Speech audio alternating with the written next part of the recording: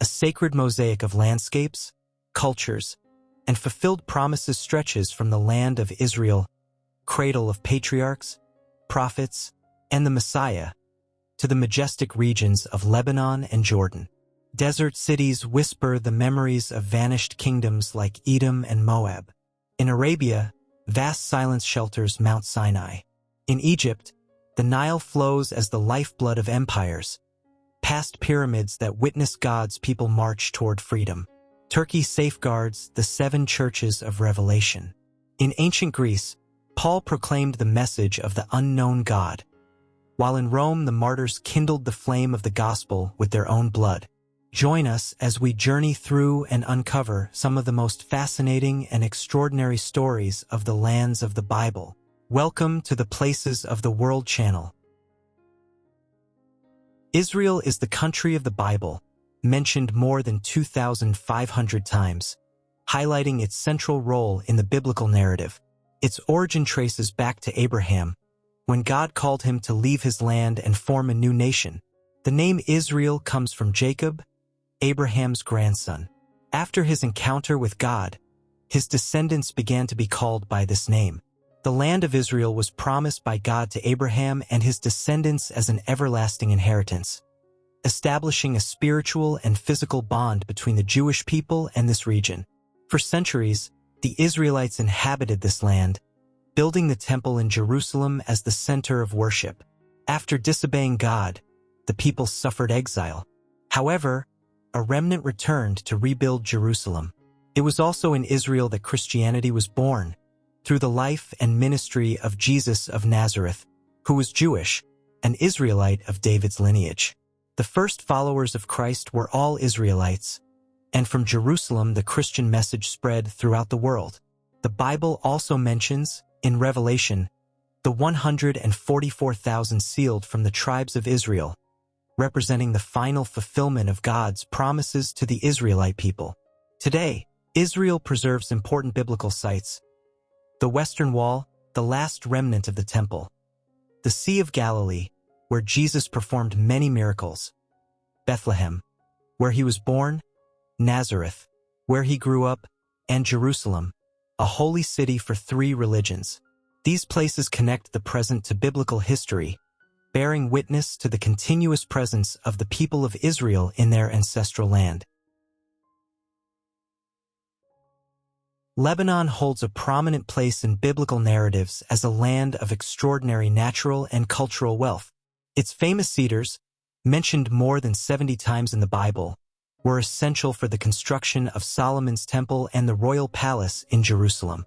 The king of Tyre, an ally of Kings David and Solomon, supplied these precious cedars and skilled craftsmen, establishing a trade relationship that brought prosperity to both kingdoms. The ancient Phoenician cities of Tyre and Sidon, located along the Lebanese coast, were important commercial and cultural centers. The Phoenicians, heirs of Canaanite culture, stood out as skilled sailors and merchants, establishing colonies throughout the Mediterranean. Their mastery of the purple dye trade, a luxurious pigment extracted from sea mollusks, brought them immense wealth and prestige. The Phoenician alphabetic script became the foundation of many later writing systems. Lebanon's natural beauty is also exalted in biblical poetry. The majestic mountain ranges of Lebanon and Anti-Lebanon, with their snow-capped peaks, are referred to as symbols of beauty and grandeur. Mount Hermon, part of the Anti-Lebanon range, is mentioned in the Psalms and other texts as a place of blessing and abundance. The ministry of Jesus also extended to this region. The Gospels recount that he traveled to the territories of Tyre and Sidon, where he performed healing miracles, including that of a Syro-Phoenician woman's daughter, demonstrating that his message of salvation was meant for all nations, not just Israel.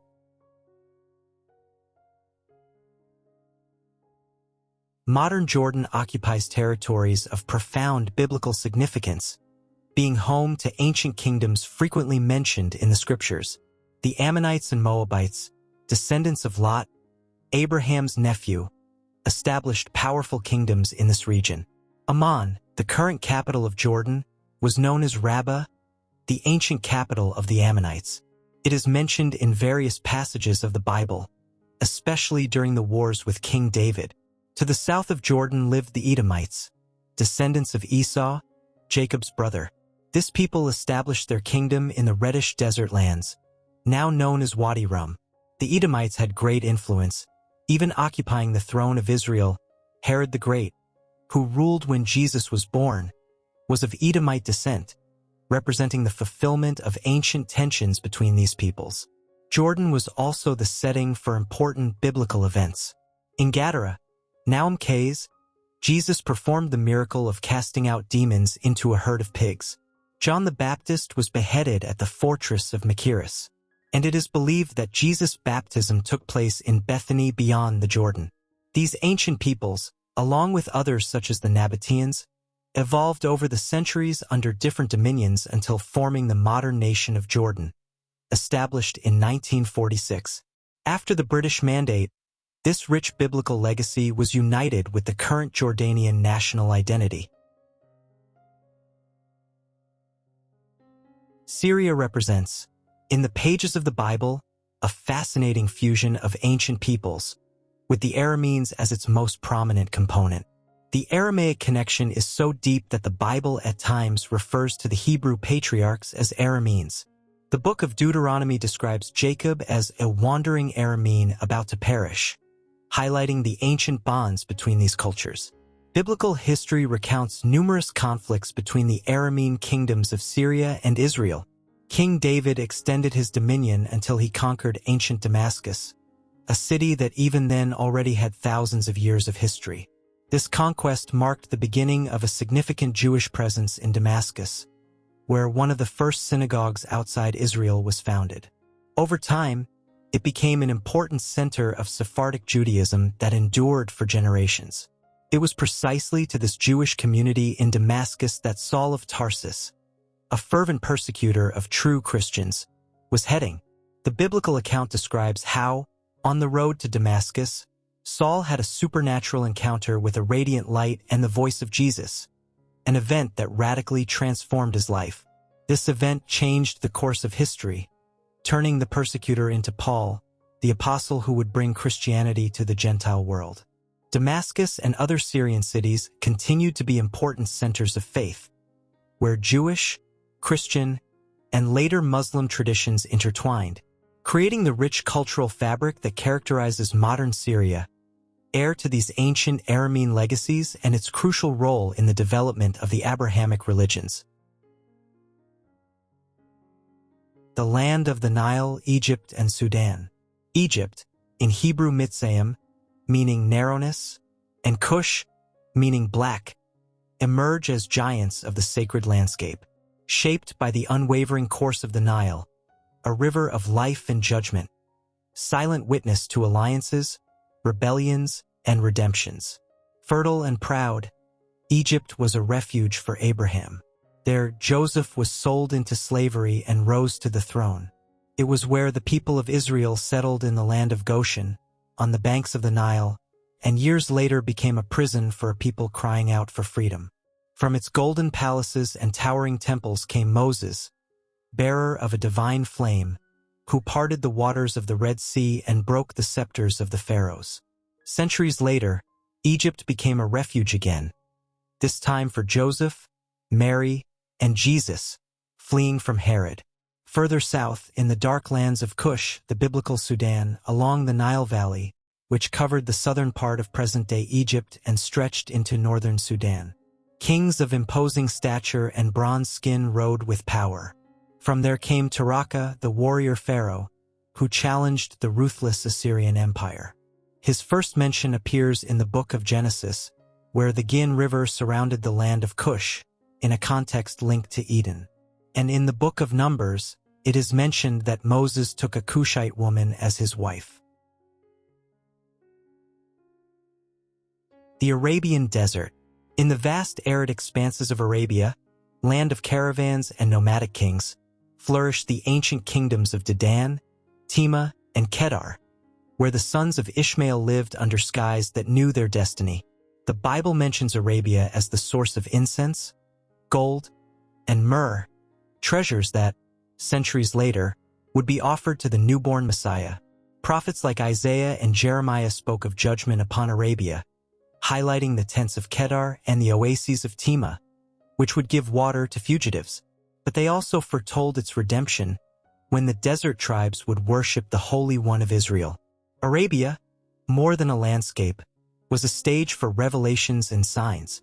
In the arid desert of Midian, Moses had his encounter with God at the burning bush, where he heard the voice that would call him to liberate his people. In that desert, Mount Sinai stands as an eternal witness to this divine encounter. Arabia was also the refuge of the Apostle Paul, who, after his conversion on the road to Damascus, withdrew there to receive revelation. Thus, Arabia was not only a center of trade and wisdom but also the land where wandering patriarchs and prophets lived and received visions that united the destinies of peoples with the eternal kingdom of God. Iran, land of kings and empires. In the majestic heights of the Elamite Mountains and the fertile valleys of the ancient Persian Empire lies the land we now call Iran, but which the Bible honors as Persia, a bastion of empires and an instrument of redemption in sacred history. From this land arose kings who not only ruled kingdoms but also fulfilled the will of God. Among them stands out Cyrus the Great, anointed by the Most High according to the prophecy of Isaiah 45, liberator of the people of Israel and restorer of Jerusalem. Iran, therefore, is not just the land of ancient conquerors, but a crucial actor in the divine plan. Its kings, its cities, and its history are woven into the sacred scrolls as instruments of the Most High. It was Persia that dethroned Babylon and opened the doors for the return from exile. Esther, the Jewish queen who saved her people from the throne of Susa, lived under the rule of a Persian empire that stretched from India to Ethiopia. Daniel, in his final days, served before the Median and Persian kings, while his visions revealed the end of times. Iraq, the ancient Mesopotamia, in the plains between the Tigris and Euphrates rivers, where the land was watered by the waters of Eden, rises as what we now know as Iraq, cradle of empires, origin of languages, and the setting of the first covenants with God. It was here that Babylon flourished, the city of the hanging gardens and towers that challenged the heavens, a symbol of human power and boundless pride. It was on this land that the Tower of Babel was built, and where God confused languages to curb the arrogance of mankind. Ur of the Chaldeans, the birthplace of Abraham, marks the beginning of the divine call toward a promised land.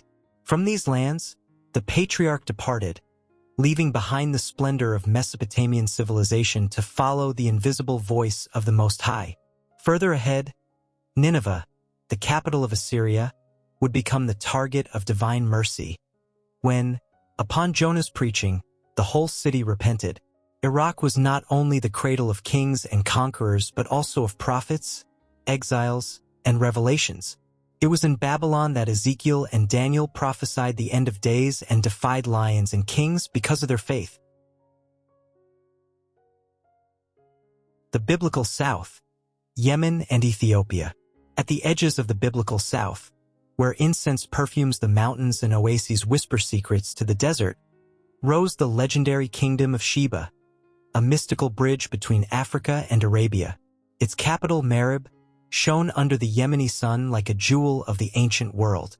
Surrounded by palaces, gardens, and temples, from this golden throne reigned an unparalleled woman, the wise and majestic Queen of Sheba, sovereign of the caravans that crossed the desert bearing gold, myrrh, and precious stones.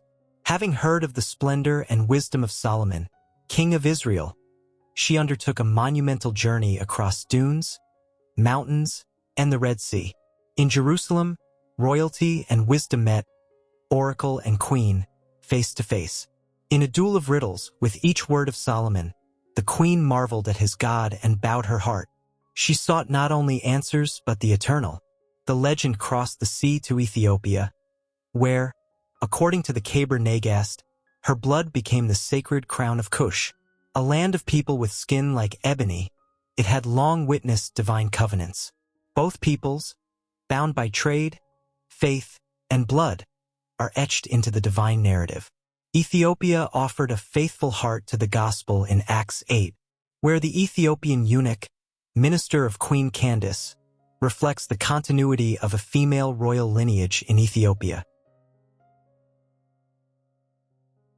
Greece, the ancient Javan, on the shining coasts of the Aegean Sea, between marble columns and hills, rises the land of Greece, known in scripture as Javan, son of Japheth, a name by which the prophets announced the destiny of nations, according to the prophecy of Isaiah 66. Greece was called by the ancient prophecies, mentioned by Joel and Ezekiel as a distant people, devoted to trade and war, yet involved in the designs of God. Although it was the birthplace of the patriarchs, the Bible views it as the stage for the conflict between human wisdom and divine revelation.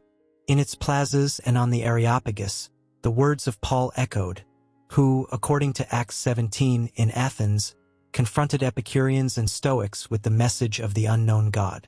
Greece, heir of Alexander the Great, was the force that Hellenized the ancient world, paving the way for the gospel to spread in a common language. It was in this Hellenistic setting that the books of the New Testament were written, where the cities of Corinth, Thessalonica, and Philippi became lights of the nascent Christianity. Turkey, the ancient Asia Minor, in the vast lands of what is now Turkey, where east and west meet among mountains and seas. It was the stage for some of the most sacred and decisive events in the biblical narrative. Once known as Asia Minor, this region was home to patriarchs, prophets, apostles, and 7 churches ignited by the fire of the Spirit. Here stood Ephesus, where Paul preached with power and where the word of the Lord grew and prevailed over magic and idolatry. In Antioch, Pisidian Antioch, Iconium, Derbe, and Lystra, the gospel broke through boundaries and challenged empires.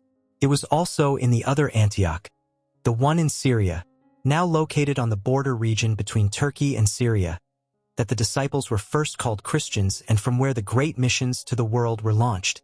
In the book of Revelation, 7 churches shine over these lands: Ephesus, Smyrna, Pergamum, Thyatira, Sardis, Philadelphia, and Laodicea. To each of them were given warnings and promises, sealing Asia Minor as a land of revelation. Turkey was the cradle of apostolic witness, of martyrdom, and of future glory. In its ruins still echoes the voice of the one who walked among the lampstands. This is not merely a modern nation. It is a sanctuary of redemptive history. The islands of the Mediterranean, Malta and Cyprus. Amid the Mediterranean Sea, where the waves whisper tales of shipwrecks and redemption, rise sacred lands marked by apostolic journeys and the flame of the newborn gospel. Cyprus, the homeland of Barnabas, Paul's companion, was among the first regions to embrace the Christian faith. There, in Salamis and Paphos, the apostles preached with power, confronting sorcerers and governors. According to Acts 13, it was on this island that the word of God overcame the darkness, and the proconsul, Sergius Paulus, believed, witnessed to a gospel that disarmed empires. Further west, Malta, the pearl of shipwrecks, became a place of miracles when Paul, on his way to Rome as a prisoner, was cast upon its shores by a relentless storm. In chapters 27 and 28 of Acts, we read, "In the rain and by the fire, Paul was bitten by a viper yet suffered no harm, astonishing the islanders. In the house of Publius, the chief man of the island, he healed the sick and proclaimed the truth with heavenly authority." Both islands, small upon the maps of the world, were vast in the plan of God. Macedonia, the land of Alexander. In the mountainous regions north of the Aegean Sea, where winds blow from Thrace and roads cross toward Rome, lies ancient Macedonia, a land of kings, warriors, and divine revelations. Here was born Alexander the Great, the Lion of Europe, whose empire spread the Greek language and culture to the ends of the known world, preparing the way for the gospel. But greater than his conquests was the vision that changed spiritual history. In Troas, the Apostle Paul saw a Macedonian man pleading, "Come over to Macedonia and help us." Macedonia became the first European land to receive the light of Christ. There were Philippi, where Lydia believed by the riverside and became the first Christian in these lands, and Thessalonica, a city of trade and power, where a fervent and persecuted church arose. Through these cities, Macedonia became the seed of the kingdom in the west. It was not only a land of empires but of open hearts. In Macedonia, Alexander's sword gave way to the word of the Spirit. Its hills and Roman roads witnessed the clash between earthly power and the glory of the gospel. Macedonia, therefore, is not merely history. It is a promise, a door and a bridge between two worlds. The heart of an empire in the heart of the ancient world, where Roman roads wove domains and Caesars decided the fate of nations, rises as a land of power, law, and prophetic redemption. From Rome, the city of 7 hills, emerged the empire that ruled Judea and raised the cross where the Savior died. But what began as pagan dominion transformed into fertile ground for the seed of the gospel. It was to this land that the Apostle Paul arrived, hungry but unstoppable, preaching in the halls of power and writing, from prison, epistles that would cross the centuries. In Rome, he did not find an enemy throne but a pulpit. He saw not defeat but the echo that would carry the faith to the ends of the earth. Italy, where emperors persecuted believers, also witnessed martyrs crowned in glory, from the Colosseum to the catacombs. The Christian testimony was etched in stone, blood, and fire. It was not only the center of empires but a hinge of history where the power of the world confronted the authority of God and was overcome. There, at the center of history, the cross raised its banner over the highest throne of man. Dalmatia, the coastal region of the Adriatic that today includes parts of Croatia, Serbia, and Montenegro, appears briefly but significantly in the New Testament.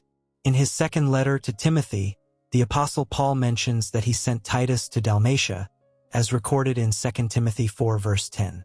This reference shows how Christianity was already spreading through the Balkans in the 1st century, highlighting the reach of the apostolic mission that aimed to establish Christian communities even on the edges of the Roman Empire. Titus, one of Paul's most trusted collaborators, was sent to this Roman province to continue the evangelizing mission. He helped plant the first seeds of Christianity in the Adriatic region, a faith that, over time, flourished even in the face of Roman persecutions, leaving a remarkable architectural legacy.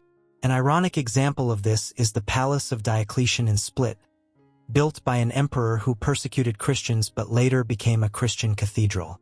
During the Byzantine period, Dalmatia became an important religious center, developing a unique architectural style that blended Roman and Eastern influences. Despite barbarian invasions and later Ottoman influence, the Christian faith remained alive in the region, expressed in churches, monasteries, and a rich cultural tradition that continues to be an essential part of Dalmatian identity today.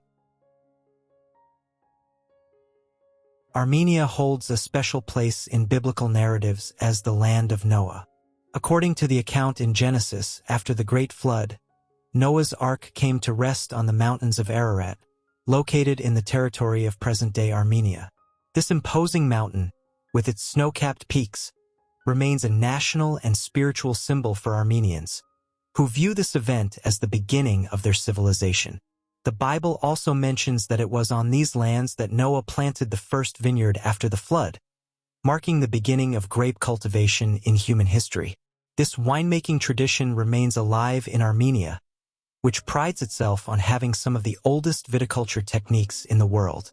Armenia is also notable for being the first nation to officially adopt Christianity as a state religion, a historic milestone that occurred in the year 301 AD.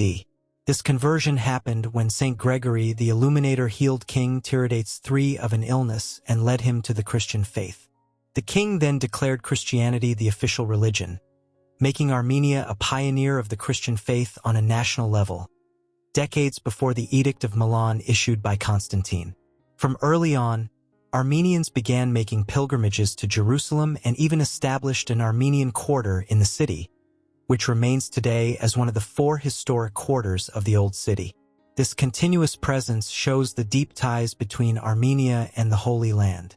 The Armenian Christian legacy is also expressed in its extraordinary religious architecture, with monasteries carved into mountains, churches featuring characteristic stone crosses called kochkars, and illuminated manuscripts that form an unparalleled cultural treasure, proclaiming the ancient and rich spiritual heritage of this nation.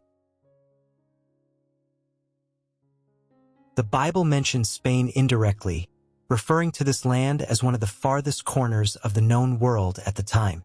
The Iberian Peninsula was seen as the far western edge of the Mediterranean, literally the end of the world for the civilizations of the Middle East. The biblical story of Jonah tells that, when he tried to flee from the mission God had given him in Nineveh, he sought to sail to Tarshish. Many scholars and archaeologists believe that this Tarshish was a Phoenician colony located where Cadiz, Spain, stands today, one of the westernmost ports of the ancient world. Founded around 1104 BC, this city was considered the last point of Mediterranean navigation, representing for Jonah the farthest possible distance from God's will. The New Testament also mentions the Apostle Paul's desire to go to Spain. In his letter to the Romans, he writes, "When I go to Spain, I will visit you," showing his intention to bring the gospel to the ends of the known world. Although the Bible does not say whether he actually reached there, church traditions and some archaeological evidence, especially in Tarragona, ancient Tarraco, the capital of Roman Hispania Tarraconensis, suggest that Paul may have passed through the region. This connection between Spain and biblical accounts shows how the Iberian Peninsula literally and spiritually symbolized the end of the earth, a place where the divine message was also meant to arrive, fulfilling the universal mission of Christianity. The Scythians, a nomadic people who dominated the vast Eurasian steppes from north of the Black Sea to the borders of China, appear in the Bible as a symbol of the barbaric edges of the known world. These skilled horse warriors, experts in archery and masters of gold craftsmanship, were seen by Mediterranean civilizations as the embodiment of ferocity and savagery. In the Old Testament, the prophet Jeremiah mentions them as part of the northern peoples whom God would use as an instrument of judgment.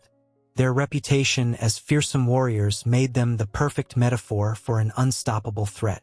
Jewish tradition, especially in later rabbinic texts, identifies the Scythians as descendants of Gog and Magog, figures mentioned in the prophecies of Ezekiel.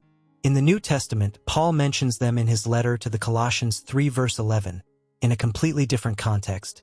There is neither Greek nor Jew, circumcised nor uncircumcised, barbarian, Scythian, slave, nor free, but Christ is all and in all. This revolutionary passage declares that even those considered the wildest and most distant from civilization, the Scythians, are equally welcomed into God's family through Christ. Today, scholars consider that modern Eastern Slavic peoples such as Ukrainians, Russians, and Belarusians inhabit regions once dominated by the Scythians. Although there is no direct ethnic or cultural continuity, these ancient nomads left their mark through impressive archaeological artifacts and the historical memory of civilizations that later emerged in these lands. Although India is not directly mentioned by its modern name in the scriptures, many Bible scholars identify references to it under the Hebrew name Hodu. In the Book of Esther, which describes the vast Persian Empire stretching from India to Ethiopia, this reference shows that the Indian subcontinent was already known as an eastern boundary of the world in biblical times. The relationship between the biblical world and India developed mainly through trade. Trade routes crossing the Indian Ocean and the Red Sea brought precious spices, jewels, ivory, and fine fabrics, items mentioned in various biblical passages. Products such as cinnamon, nard, and precious stones mentioned in the construction of Solomon's temple most likely came from trade with India. According to ancient Christian traditions, the Apostle Thomas is believed to have traveled to India around 52 AD, bringing the gospel to the subcontinent. The Christian communities of Kerala, known as St. Thomas Christians, trace their origins back to this apostolic mission, representing one of the oldest Christian traditions outside the Mediterranean. China, as a specific entity, does not appear by name in biblical texts, but many scholars have identified possible indirect references. The term Sinim, mentioned in Isaiah 49 verse 12, "Behold, these shall come from afar, and behold, these from the north and from the west, and these from the land of Sinim," has been interpreted by some scholars as a reference to China, representing the farthest eastern lands known to the Hebrew world. The ancient Chinese civilization was already a cultural and political power during biblical times. Although direct contact with the Mediterranean world was limited, the famous Silk Road, which connected China to the west, began to operate regularly during the Han Dynasty, facilitating a cultural exchange that would deeply influence both civilizations.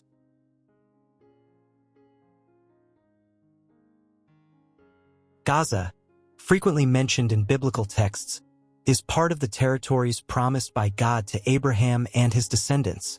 This coastal region underwent various shifts in sovereignty throughout biblical history, alternating between Hebrew control and domination by other peoples, primarily the Philistines. The Philistines arrived on the coasts of Canaan around the 12th century BC, likely coming from the Aegean region. Many scholars suggest they came from Crete and may have ties to the Minoan civilization. These sea peoples established a pentapolis on the southwestern coast of Canaan, which included Gaza, Ashkelon, Ashdod, Gath, and Ekron. Their presence led to constant conflicts with the Israelites, as seen in the stories of Samson in Gaza and the battles with King David.